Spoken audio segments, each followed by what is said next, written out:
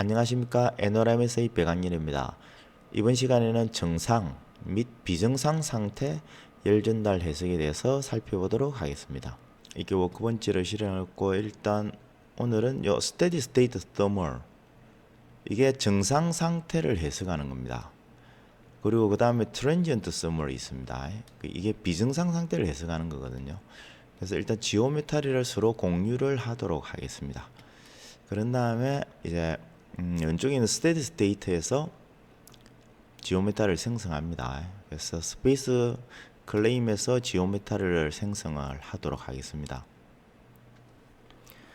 그 지오메타리는 일단 튜브 두 개를 좀 겹쳐 놓은 형태로 해석을 진행을 할 겁니다.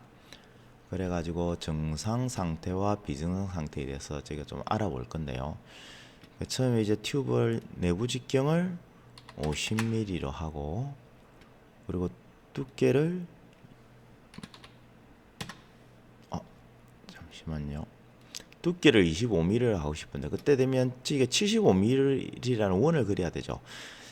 그래서 저희가 여기서 75mm라는 원을 그려도 상관이 없는데, 그렇게 되면 여기 두께가 12.5mm, 75mm, 25mm가 들어가 12.5mm가 되는 거죠, 그죠? 그렇게 되는데, 그렇게 하지 말고 여기서 이 offset 커브라는 게 있습니다. 이걸 선택하고 커브를 누른 상태에서 이렇게 해서 12.5mm로 입력을 하시면 됩니다.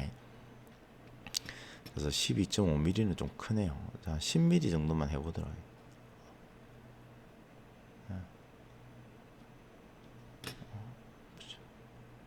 5mm 정도만 하도록 하겠습니다. 5mm 정도. 네, 해서 튜브를 생성을 시키겠습니다. 이렇게 100mm 정도 하고, 네, 이렇게 튜브를 했습니다. 이제 튜브를 하나 더 생성시키도록 하겠습니다. 그래서 다시 면을 잡아서 스케치를 하셔도 상관없고, 아니면 이 좌표를 잡아서 스케치를 하셔도 상관없습니다. 그래서 원을 스케치를 하고, 자, 이제 튜브가 이중 튜브가 될 거니까 여기 원이 하나 그려지고 이렇게 원이 하나 그려지겠죠, 그죠? 그래서 이 원은 이 원도 아까 부분에 두께를 5mm로 하겠습니다. 5mm. 네. 그래서 나오고 나면 이렇게 면이 하나 두 개가 생깁니다, 그죠? 그 가운데 면은 필요가 없기 때문에 델리트를 하도록 하겠습니다. 바깥쪽 면만 이제 위로 올리도록 할 건데, 똑같은 높이로 올릴 겁니다. 그런데 이 모델링 할 때 이 그냥 모델링을 하게 되면 두 개가 합쳐집니다. 자, 보십시오. 이거 up to 여기까지 하면 두 개가 합쳐지죠. 그래서 따로따로 우리가 이제 오늘 하고 싶다면 이 노머지를 선택을 해 주셔야 합니다. 그런 다음에 up to 해가지고 윗면까지 선택을 하시게 되면 두 개의 파이프가 만들어지죠. 이제 안쪽 부분에 가열을 할 거고, 바깥쪽 부분에 냉각을 할 겁니다. 자, 그럼 이제 모델은 다 됐습니다.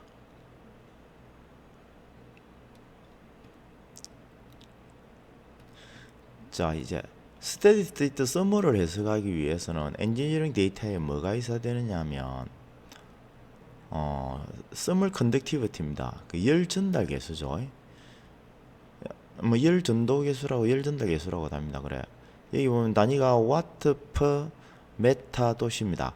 1m에 1도씨의 온도를 1m에 1도씨 온도를 전달을 하려고 하면 60.5W가 필요하다라는 그런 의미입니다. 그래서 이게 높을수록 열 전달이 더 잘 되겠죠. 1도씨 불리는데 더 전달되는 열이 더 많아지기 때문에, 그죠? 그래서 열 전달이 더 잘 일어나는 겁니다. 그래서 다른 물성치 값은 필요가 없습니다. 왜? 저희가 구조 해석을 하는 게 아니고 그 열전도 방정식을 풀어가지고 온도 분포만을 계산하는 거라서 저에게 응력이 발생하는 부분은 아닙니다. 그래서 온도 분포만 계산하기 때문에 다른 물성지 값은 없습니다. 그래서 모델에서 더블 클릭을 합니다.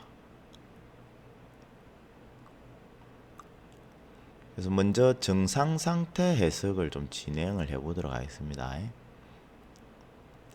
그래서 정상 상태 해석이라는 것은 말 그대로 양쪽 온도 차가 나는데 이 온도 차의 변화가 이 온도 차로 인해서 전체적으로 각 구간마다 온도 변화가 없게 되는 그 시점이 도달한 것에 대해서만 결과를 보는 겁니다. 그래서 그 시점에 어떠한 시간 동안 어떠한 변화를 가지고 도달했는지는 중요하지 않게 생각을 합니다. 그래서 격자를 자주 보도록 하겠습니다. 4개 정도 주시고요.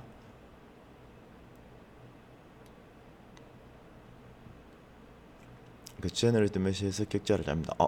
격자가 조금 너무 듬성하네요. 6개 정도를 주고 격자를 다시 짜보도록 하겠습니다. 네, 이제 두께 방향을 한 2개 정도 이렇게 격자가 들어갔습니다. 그죠? 자, 이렇게 격자가 들어갔고, 자, 여기서, 일단 해석을 한번 하고 보도록 하겠습니다. 템퍼러처를 주고 여기를 어플라이를 했습니다. 그럼 여기는 이제 100도씨 온도를 줄 겁니다.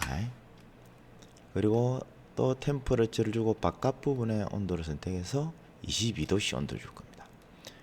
그렇게 해서 저희가 솔브를 눌러서 계산을 진행을 합니다.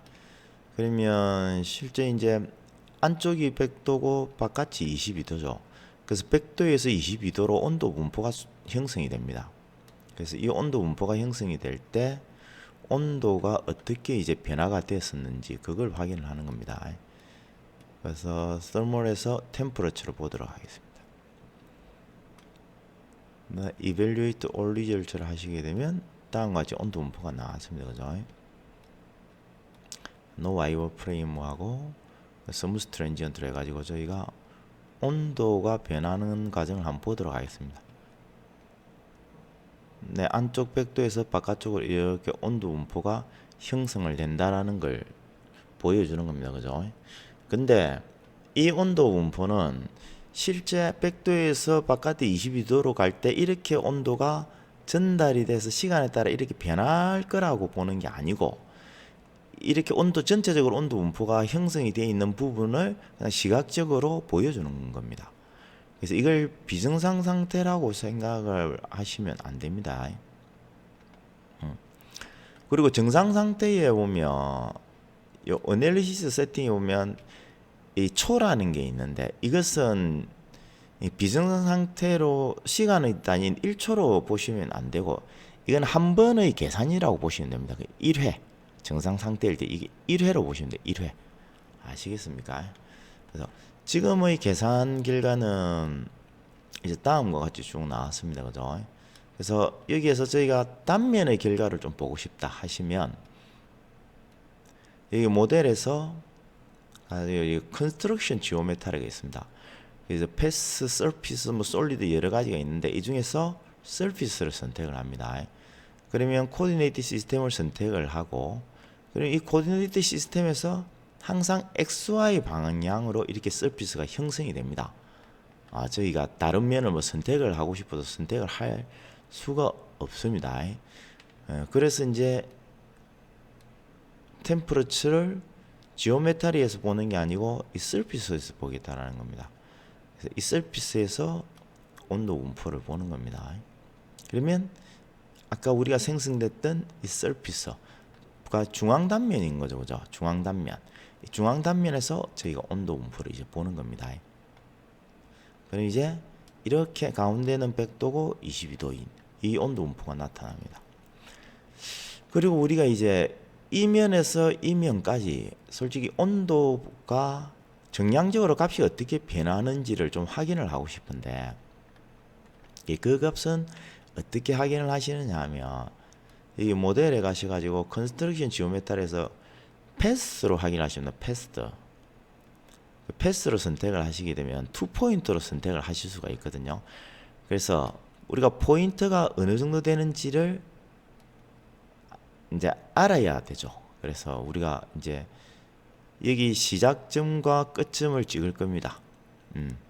그리고 우리가 원하는 지점의 시작점과 끝점을 찍을 건데, 그 시작점과 끝점을 저희가 이제 알아야 되겠죠. 그래서 여기 보면 Z 방향을 누르시고 디자인에서 보면 이 섹션이 있습니다. 섹션 모드를 누르시게 되면 이렇게 됩니다. 그죠?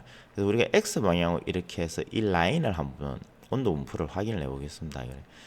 이걸 거리를 확인을 하도록 합니다. 그래서 매저가 있는데 매저를 누르시고 Y의 좌표를 찍고 이 점을 찍습니다. 그러면 25mm를 간 거죠. 그래서 스타트가 25mm가 됩니다. 그런 다음에 끝점이 35mm죠. 그래서 스타트가 25mm에서 35mm가 됩니다. 그래서 이 점을 저희가 여기 입력해 줍니다. 그래서 X 방향으로 25mm 1점이, 그 다음에 2점이 엔드점이 Y X 방향으로 35mm 됐죠. 그래서 25mm 35mm 이렇게 가면 이제 여기부터 여기까지 온도 분포를 보겠다라는 겁니다. 값을. 그래서 샘플링 포인트를 몇 개를 할 거냐, 47개 되어 있는데 뭐 100개를 하셔도 됩니다. 하시고 그 다음에 이제 솔루션에서 스몰에서 템퍼러처 하고 이번에는 패스를 선택합니다. 그래서 우리가 만든 패스를 입력을 하고 이밸류에이트 올리지를 하시면 이렇게 온도 분포의 값을 수치적으로 확인할 수 있습니다. 그죠? 그래서 이 값을 뭐 여기를 누르시면 이렇게 복사가 됩니다. 그래서 이 값들을 이렇게 눌러가지고 복사를 하시고 컨트롤 C 누르면 복사가 되거든요. 그래서 엑셀 같은 곳에서 붙여넣기를 하시면 됩니다. 그러면 여기는 라인의 값, 그 다음에 여기는 온도 분포가 이렇게 나아지게 되는 거죠. 그래서 이 값을 가지고 뭐 그래프 그리는 소프트웨어에서 그래프도 그릴 수 있습니다. 그리고 여기에서 익스포트도 될 겁니다. 예, 익스포트 텍스트 파일 또는 STA 파일, 인스트 뷰 파일, 그 텍스트 파일로 한번 저희가 익스포트를 시켜 보도록 하겠습니다. 그래서 이걸 바탕화면으로 시켜 보도록 하겠습니다. 저장 파일로 저장을 했습니다. 그런 다음에 저희가 바탕화면에서 파일로 저장된 걸 한번 확인을 해 보겠습니다.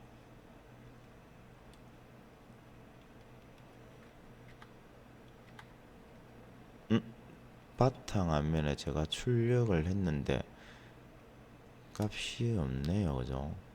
여기서 한번 보겠습니다. 이 바탕화면을. 이상하네요. 제가 익스포트를 시켰는데 다시 한번 더 익스포트 텍스트 파일. 다운로드 파일 쪽에 제가 이걸 넣었군요. 그래서 뭐 다운로드 쪽으로 들어가 보세요. 다운로드 파일에 보면 텍스트 파일이 있습니다. 그래서 더블 클릭 하시어 보면 네, 이렇게 온도 분포가 나옵니다. 여기일 때는 이제 그릴 때 X 코디네이트 좌표, 그 다음에 Y 코디네이트 좌표, 그 다음 Z 코디네이트 좌표, 그 다음에 템퍼러처 이렇게 해서 이렇게 값이 나옵니다. 그래서 이 값을 엑셀에서 그냥 읽어 들으셔도 됩니다.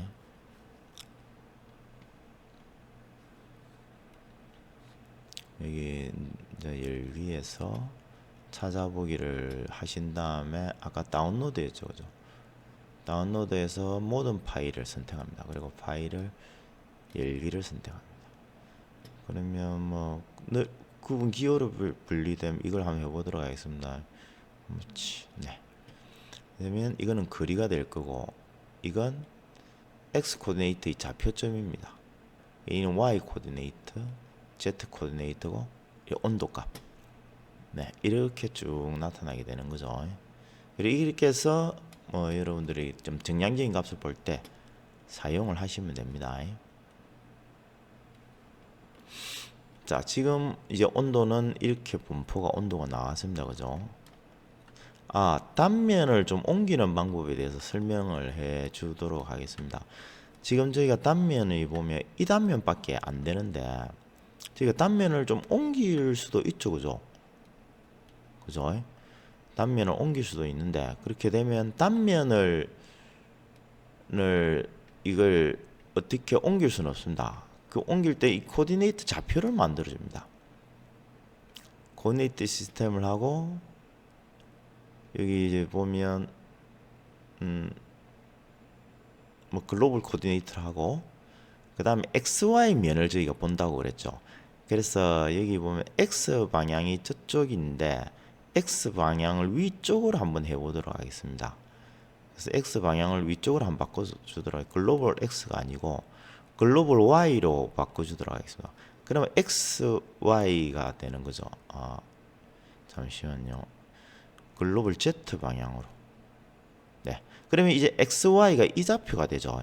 그러면 이제부터 우리가 단면을 생성할 때 이 좌표면에서 단면을 생성합니다. 근데 여기 보면 지금 오리진이 z 방향이 0이죠. 그래서 z 방향을 중앙 단면으로 좀 올려더라. 아까 우리 100mm로 했는데 50. 잠시만요. 이거는 글로벌 코디네이터를 따라갑니다. 그래서 글로벌 코디네이터를 따라가기 때문에 우리가 y 방향으로 50mm를 입력을 해주세요. 그러면 중앙 부분에 이렇게 좌표 저점이 하나 생기죠. 이제 여기 서피스에서 코디네이터 시스템을 글로벌이 아닌 코디네이터 시스템을 바꿉니다. 그러면 이제 이 단면으로 형성이 되거든요. 그러면 이제 단면을 우리가 형성된 걸 이벌리에이터 해가지고 다시 결과로 오시면 이제 이러한 단면을 보실 수가 있는 겁니다. 그래서 이 단면을 뭐 회전을 하실 수도 있습니다. 이걸 뭐 X 방향으로 로테이션 회전을 하겠다. 그죠? 그럼 X 방향으로 로테이션 회전을 할 건데 몇 도를 하겠느냐? X 방향으로 뭐 25도를 하겠다. 그럼 좌표가 이렇게 되죠.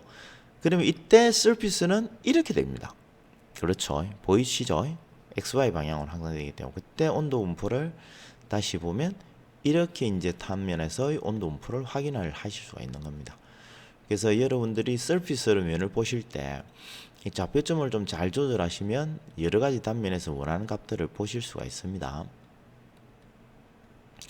자, 지금은 이제 이렇게 됐고, 그 다음에 제가 이걸 하나를 더 복사를 해서 한번 결과를 다시 한번 더 보도록 하겠습니다. 자, 이걸 듀플리케이트를 시키도록 하겠습니다.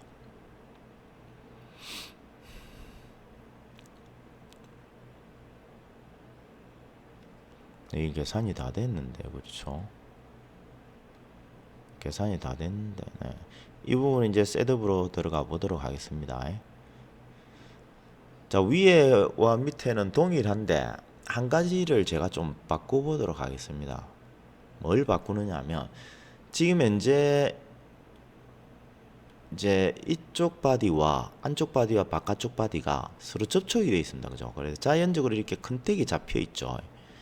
근데 우리가 만약에 지금은 이렇게 딱 정확하게 일치력에서 컨택이 잡혀오지만은 실제로는 붙어 있는데 모델을 하는 사람의 성향에 따라서 약간 띄워질 수도 있습니다. 그럼 컨택이 안 잡힐 수도 있거든요. 그래서 컨택을 스프레스를 시키고 결과를 한번 보도록 하겠습니다.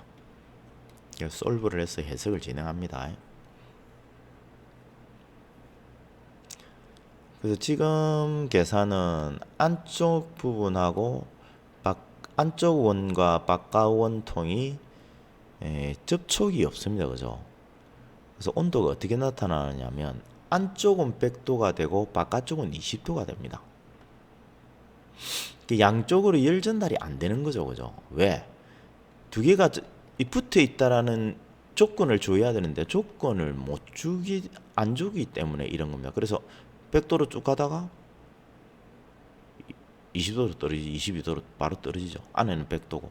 그러니까 안쪽에 있는 건 100도로 유지가 되고 바깥은 22도로 유지가 됩니다. 그래서 여러분들의 이 컨택이 뭐라고 그래야죠? 오토로 잡히지만은 또 이 오토로 잡히는 컨택이 좀 과하게 잡히는 경우도 있습니다. 그래서 실제로는 두 개가 떨어져 있지만은 실제로는 떨어져 있는데 이 컨택 조건 때문에 온도가 전달되는 경우도 있습니다. 자, 그런 경우를 한번 해보도록 하겠습니다. 이 부분이 여러분들이 좀 해석을 하다 보면 상당히 중요한 부분이거든요. 그래서 열 전달이나 구조 해석이나 할 때도 과하게 우리가 잡히는 경우가 있습니다. 그래서 이 부분은 조금 숨기고 하이드를 하고 제가 필요해서 얘를 조금 줄여 보겠습니다. 29mm로 줄여 보겠습니다. 그래서 쇼 올로 해가지고 한번 보시면 두 개 사이에 간격이 있죠. 그죠? 이게 이게 29.5mm로 하겠습니다. 그러면 두 개 사이의 간격이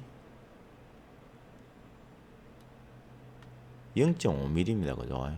그런데 이렇게 모델링 된 상태에서 해석을 하러 들고 가시게 되면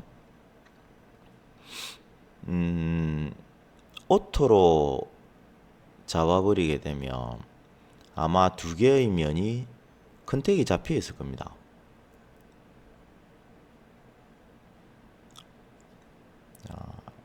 모델이 다 들어왔네요. 그래서 컨택이 보면 지금은 안 잡히는 왜? 톨러런스 밸류가 0.35인데 근데 다른 거하고 막 복잡하게 되어 있을 경우에는 실제적으로 이 값이 더 클 수도 있습니다. 그죠?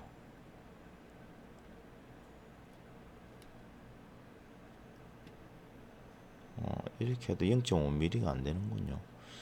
밸류에서 직접 이거 0.5mm로 좀 1mm로 바꿔주도록 하겠습니다. 그런 다음에 컨택을 잡도록 다른 조건 때문에 얘가 만약에 톨러런스 1mm로 되어 있다 그러면 이렇게 컨택이 생기는 거죠. 그래서 실제로 이 두 개는 떨어져 있습니다. 지금 그죠? 붙어 있지가 않죠. 그래서 안쪽에서 바깥쪽으로 열이 전달될 일이 없어야 됩니다. 그런데 우리가 컨택이 이렇게 인위적으로 오토로 잡혀 있게 되면 실제 우리가 해석을 수행하게 되면 열이 전달이 돼 버립니다.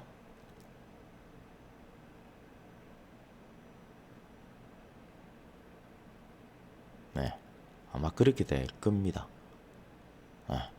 그렇게 돼야 되는데 그죠? 네, 그렇죠.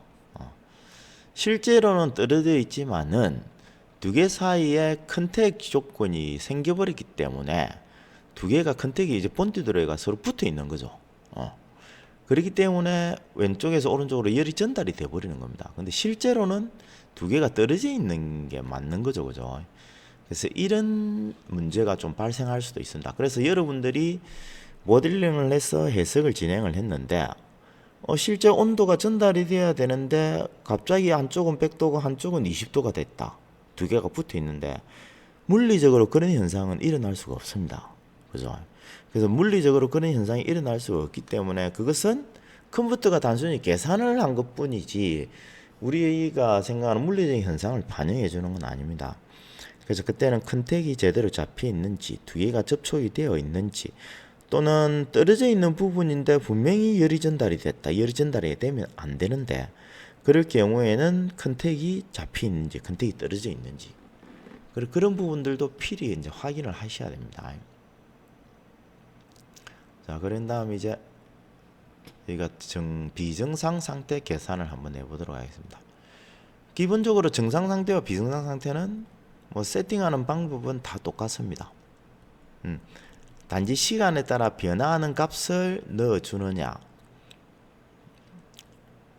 그가 거의 차이인 거고 그리고 실제 이제 비정상 상태에서 알 수 있는 건 우리가 정상 상태의 온도가 이제 전부 다 열 평행이 이루어지는 조건까지 도달을 하는데 과연 시간이 얼마나 걸릴 거냐를 우리가 확인을 해 보려고 합니다. 그래서 여기도 보면 네, 자동으로 컨택이 잡혀 있죠. 본디드로 잡혀 있습니다. 네, 본디드로 잡혀 있고 메쉬도 우리가 6개를 주고 격자를 짜도록 하겠습니다.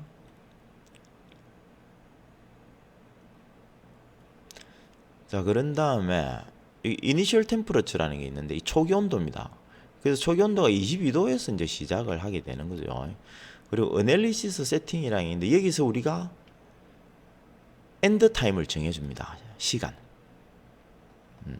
우리가 몇 초 동안 얘를 계산을 할 거냐 그거죠. 그래서 여기서 한 2초 정도만 제가 일단 1초 정도만 계산을 한번 해보도록 하겠습니다.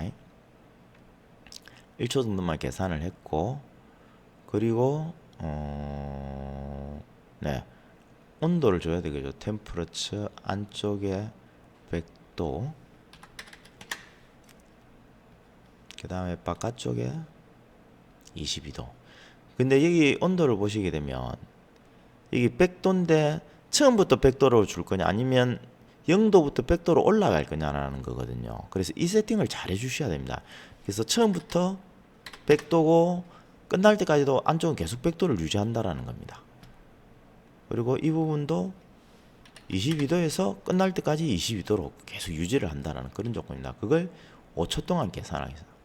근데 여기 보시면 이제 템퍼러처 글로벌 맥시멈, 글로벌 미니멈은 여기 볼 수가 있고 우리가 또 원하는 지점에 템퍼러처를 보실 수도 있습니다. 그래서 뭐 나는 이 점의 온도를 한번 보고 싶다. 그럼 이 노드점에서 온도 변화가 쭉 나올 거거든요. 그래서 제가 보기에는 얘가 100도고 얘가 22도기 때문에 이게 중간 지점 정도 되겠죠, 그죠? 그래서 이 노드에서 온도가 일정하게 가면 아마도 양쪽이 이제 균등하게 열 평행이 이루어졌다고 보시면 됩니다. 그리고 여러분들이 이제 우리가 온도 조건을 주지 않은 벽면들 있죠. 그 외의 벽면들은 자연적으로 단열면으로 인식을 합니다. 그래서 계산을 한번 해보도록 하겠습니다. 계산하는 동안 여기 보면 이제 온도 분포가 나올 겁니다. 지금 이제 솔빙을 하기 시작을 하면 이 온도 분포가 쭉 나오거든요. 22도, 21도. 이는 아마 초기 계산에서 잠시 그래서 계속적으로 그쪽에 온도가 올라가고 있습니다. 우리가 정상 상태에 도달을 하려면 이쪽에 온도가 올라가다가 일정하게 유지가 돼야 되겠죠, 그죠? 그렇게 해야 우리가 온도 분포 열 평행이 이루어졌다고 볼 수 있습니다, 그죠? 그래서 여기 계산을 한번 해서 결과를 한번 보도록 하겠습니다. 템퍼러처를 결과를 되면 자 여기는 지금 에버리지가 52.678도입니다. 평균 온도가 52.678도. 그리고 우리가 정상 상태 계산한 거에 온도 분포를 한번 보면 57.925, 비정상은 52.678이죠. 그래서 아직까지 평균 온도가 정확하게 도달을 하지 않았습니다. 계속 상승을 하고 있죠. 그래서 보시게 되면 이게 온도값이 동일해야 우리가 정상 상태에 도달했다고 볼 수 있는데 지금은 1초 동안에는 얘가 아직 정상 상태에 도달하지 않아요. 계속적으로 이제 열을 주고받고 하고 있습니다. 그래서 이걸 한 10초 정도 계산을 해보도록 하겠습니다. 그래서 솔브로 해서 계산을 한번 보도록 하겠습니다. 아마 아까 우리가 노드쯤에 찍은 온도가 일정하게 되면 아마도 전체적인 온도가 일정하게 좀 되지 않을까라고 예상을 해봅니다. 2초가 지나고 3초가 지나고 네 5초, 6초 정도가 지나니까 거의 57.818도에서 일정하게 유지가 됐네요. 10초가 되니까 네 57.818도가 됩니다. 이제 일정하게 됐죠 아마. 그렇게 되면 이제 여기 평균 온도가 57.925도, 정상 상태의 평균은 57.925도. 똑같은 결과값이 나왔죠, 그죠? 그래서 이게 평균 온도가 57.925도가 어느 시점에서 나왔느냐? 57.925도. 네, 25초 정도에서 아니죠, 8.9초 정도에서 거의 정상 상태에 도달했다고 보면 됩니다. 그래, 8.9초에서 정상에 도달. 이 부분도 보게 되면 네, 7.9초 정도 아니요 8.96초네. 네. 8.96초에서 정상 상태에 도달했음을 알 수가 있습니다. 네. 이렇게 해서 이제 비정상 상태는 실제 이 온도가 우리가 정상 상태의 온도가 됩니다. 실제 시간의 변화에 따라서 온도가 어떻게 변화하는지를 저희가 이제 실제적으로 이거는 확인을 하는 거거든요. 그래서 한번 확인을 해 보도록 하겠습니다. 그래서 엣지를 없애고 스무스하게 해서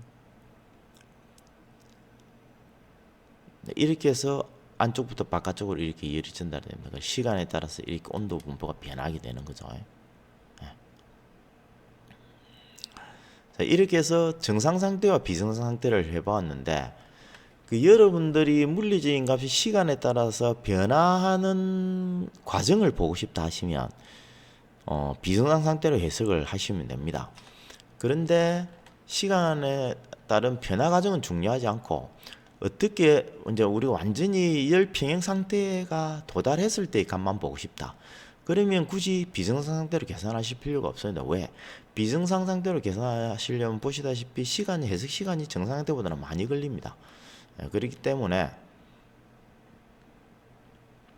시간에 따른 변화의 값이 반드시 필요하다, 확인을 해야 되겠다 하시면 비정상 상태 트랜지언트 서머를 통해서 해석을 진행을 하시면 되고, 나는 시간에 따른 변화 상태는 별로 중요하진 않다, 최종적인 결과만 보고 싶다 하시면 정상 상태로 해석을 진행을 하시면 됩니다. 아시겠죠? 그래서 여러분들이 적절하게 조금 해석하는 목적이 뭔지에 따라서 정상 상태로 할 것이냐 비정상 상태로 할 것이냐도 여러분들이 잘 판단을 하셔서 해석을 진행을 하시면 됩니다. 오늘은 여기서 마치도록 하겠습니다. 감사합니다. 튜토리얼에 대해서 의문사항이 있으시거나 궁금한 사항이 있으시면 아래의 메일 주소로 연락 주시면 성실하게 답변해 드리도록 하겠습니다. 감사합니다.